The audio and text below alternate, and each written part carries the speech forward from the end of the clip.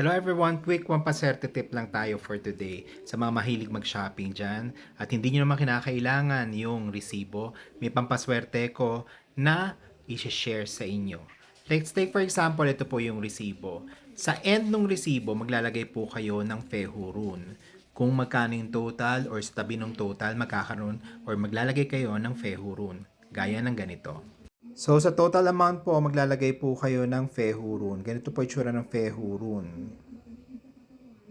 Parang letter F na pataas po. At ang gawin nyo dito, ipunin ninyo by the end of the month or first day ng next month, which is June, pwede nyo po siyang sunugin. Ang purpose po nito is pambabalik ng mga ginastos ninyo.